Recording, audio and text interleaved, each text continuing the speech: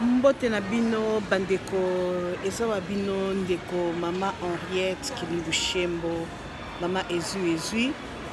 na pesi mbote na bandeko na nganyo sa Facebook bandeko na nganyo sa na bandaku bandeko na nganyo sa WhatsApp bambote merci mingi lelo soki na telemeli lelo ezali na zolobela pona likambo ya mboka ndeto zolobela bobini le 23 koleka na mboka partout biso so tozana kati ya bapoto awa tozana bandeko na Afrique oyo nyonso bengi kaza loposo nazolobela surtout na biso bakongolais biso tozala loposo nyonso ya mwindo na kati ya poto totiki bandeko na Afrique na Congo surtout esika makambo ezoleka yango te na telemi lelo awa tozali na bamama lisanga bamama pleureuse bamama lisanga groupe wana etalami na kati ya mama o babengi mama Florence mwasi ya papa Pasteur Jean-Paul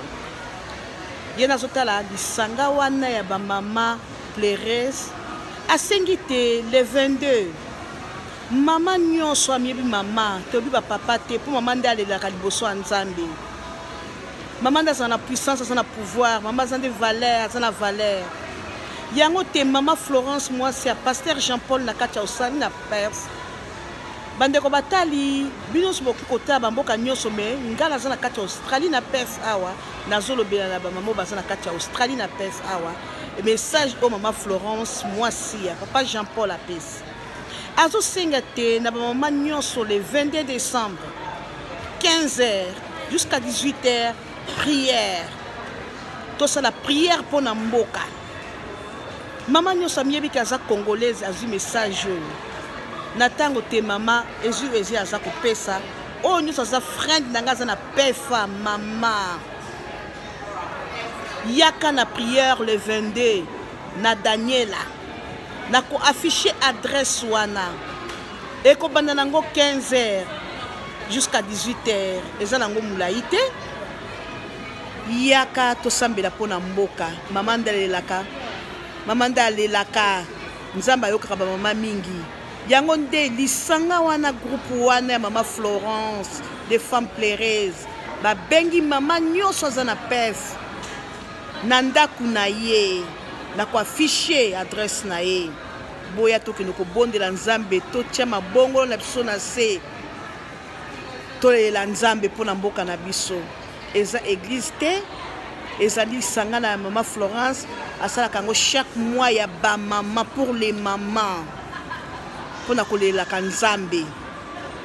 yango te nalobi yango suna Swahili banduku bapenzi bote biko hapa kupe fule wote na niona hapa niko ami wake aisha kuniona ku Facebook tatuma message mama Florence bibi yake ya Pasteur Jean-Paul anaomba mama wote iko hapa ku Australie ku ville ya Perth bake tukutane le 22-12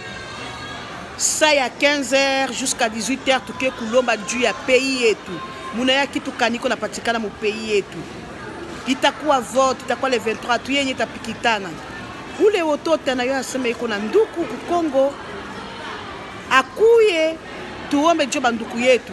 juu leo atutaitika nduku yako akufe banduku yetu baingie kumateso muke tukutane kutani tuombe Mungu ule yote aliniona usifanye sambla mama kolsha kuniona unaisha kusikile message kuya le 22-12 kunyumba Jean-Paul ya Pasteur Jean-Paul ba mama ba jeune fille banamuke tupike magoti juu ya pays yetu na banzi message eleki bien na Swahili pe na Lingala yo mutu alingala oyo ka Swahili te na sina beti bisolo ya Lingala omoninga na Facebook oyo kinga ikobeta karate mama bawelisaka bénédiction iboya tobondela pona bandeko na biso na basi ndenge boti ba Kinshasa Lubumbashi Goma Bukavu totiki bandeko Congo mobimba le 23 ekoinda boya mama Pasteur Florence mwasa Pasteur Jean-Paul abengi sipso na résidence na e privé to ya kobeta mabongolo to sambela yo mama moningo betino kara osene choyoki te etalio bénédiction towe lisaka mama azana mato ya koyoka ayebiki atika ndeko na Zaire na Congo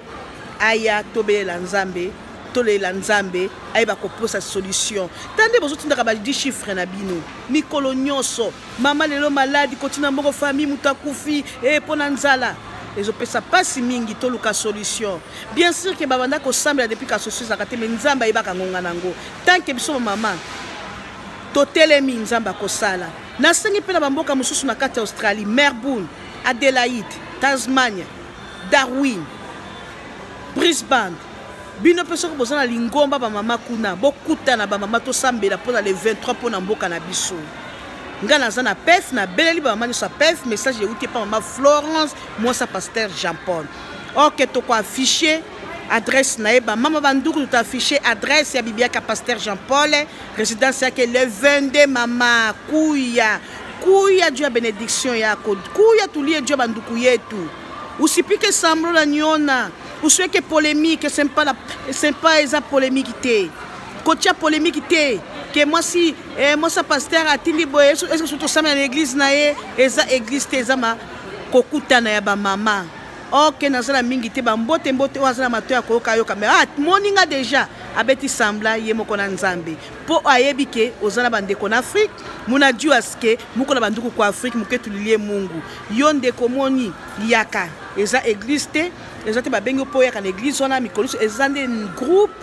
ya ba mama lisanga ya ba mama pleureuse mutatali yango eza mama Florence moi sa pasteur Jean-Paul abengi bino mama boya le 22 12 à partir de 15h jusqu'à 18h toya ko beta mabongo to la pona mboka na biso po totala oyo ekoleka na mboka na biso eleka malamu zamba tia kimia mbote na ba nyonso to sengi na mama Marceline to sengi na église ya pasteur Manduba mama ya kuna to sengi ba église ya mama pasteur Kasanda to sengi na église nyonso zina katia PEF awa to sengi ba mama Marceline mama Animata to sengi na Martha Bitu to sengi na mama Ida to sengi na Isabelle to sengi na Banono ba Melfi mama Virginie